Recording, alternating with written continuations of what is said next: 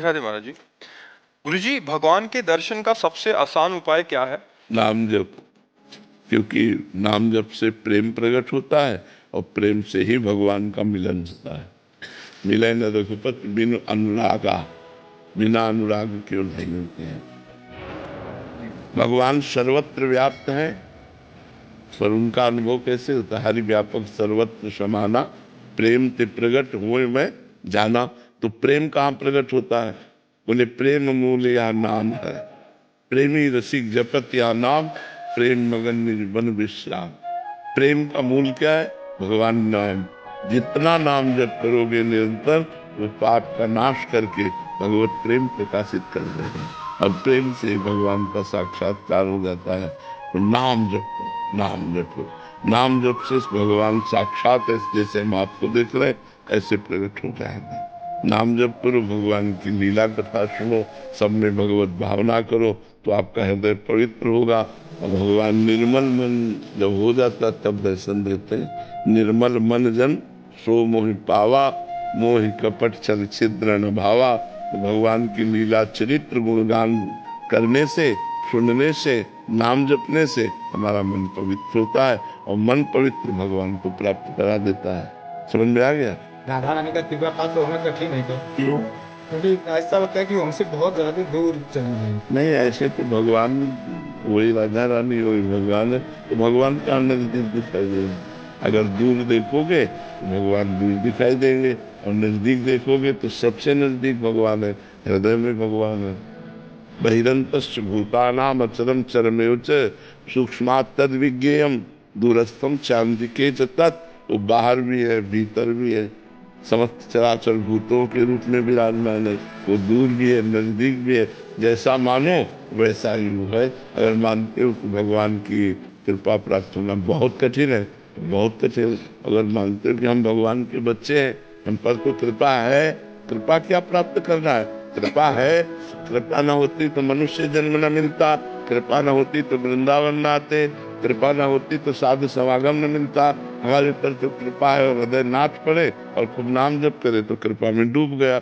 अगर निगेटिव सोचो, अरे वो तो बहुत दुर्लभ है, तो भोग सुलभ है, भोगों में लग जाओ।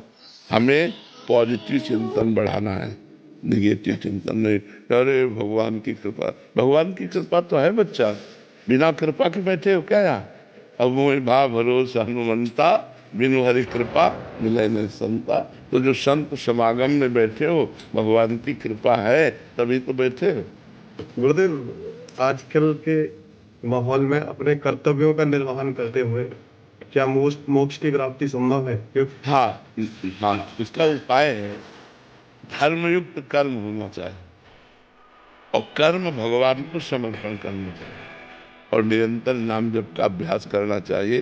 कर्म समर्पण और नामाभ्यास से भगवत। गुरुदेव, मैं सुप्रीम कोर्ट में एडवोकेट हूँ, तो हमें दोनों पक्षों को देखना पड़ता है। अब देखो, ऐसी बात तुमने कही है कि इसमें हम संशय पैदा करते हैं, क्योंकि आप लोग जानते हैं कि हम जिसका साथ दे रहे हैं दोषी है। आपको पता वो बताएगा, ना बताएगा तो रुपया बताएगा, जहां से ज्यादा रुपया मिलेगा तो रुपया बताएगा ना। अब अगर दोषी को आप बचाते हैं और अर्थ लेते हैं तो मोक्ष कैसे हो सकता है? संशय इसीलिए हमने प्रकट किया, इसीलिए पहले कहा धर्मयुक्त कर्म। अगर पता है दोषी है तो हम तुम्हारा केस ही नहीं लेंगे। जैसे कानून के मुताबिक अगर कोई अपराधी भी है, तो जैसे आतंकवादी भी हमारे यहाँ आए, उनको भी लोग बचाव के लिए वकील देते हैं, तो वो वहाँ कर्तव्य आता है उसका कि अगर उसको दिया गया है तो उसका बचाव करना है। जो देखो, सरकारी बचाव पक्ष देना और धन से बचाव पक्ष देना, इनमें दो में भेद हो जाता है। यदि आप सरकारी वकील हो और सरकारी वकील के अनुसार आपको बचाव पक्ष दिया गया है, तो फिर आपका कर्तव्य बनता है कि आपको जितनी वकालत है वो पूरी लगाकर उसको बचाने की कोशिश। लेकिन अर्थ के विषय में तो हम सावधान हो सकते हैं कि एक आदमी गलत का आचरण करके आपको 50 लाख देता है और एक 5 लाख भी नहीं दे सकता है। हमारे वकालत की सार्थकता होगी कि हम एक निर्दोष आदमी को बचा सके। कुछ होते हैं जिनका पेशा होता है, जिनका कार्य ही होता है मुजरिम कोटि का, ऐसे लोगों का साथ नहीं देना चाहिए और धर्म से चलना चाहिए, तो भगवान कृपा करेंगे। नहीं तो बहुत मतलब धर्म का सूक्ष्म स्वरूप है, अपराध बनने में देर नहीं लगता। अच्छा, ये वकालत ऐसा खेल है कि इस खेल में मतलब समझ पाना बड़ा कठिन होता है। कोई अपने को वकील से दोषी नहीं कहता कि मैं दोषी हूँ, अब वो क्या करे, अब वो उसका पक्ष कर लेगा और कहीं निर्दोष को, तो धर्म बड़ा सूक्ष्म विषय है, फिर वो अपने को घातक हो जाएगा। वो रुपया, वो संग, वो वकालत, वो अपनी मानसिकता को, अपने परिवार को दुख देने वाली बन जाएगी। तो हम ये प्रार्थना करेंगे जहाँ तक हो सके तो बचने की कोशिश करें ऐसे धर्म से, ऐसे लोगों के पक्ष से जो हमारी बुद्धि को विकृत कर दे, जो हमें आगे चलकर अशांति प्रदान करे। हम धर्मयुक्त कोशिश करें। है तो बड़ा मतलब विचित्र इसमें कि हम किससे पूछे कि तुम सही हो कि गलत हो।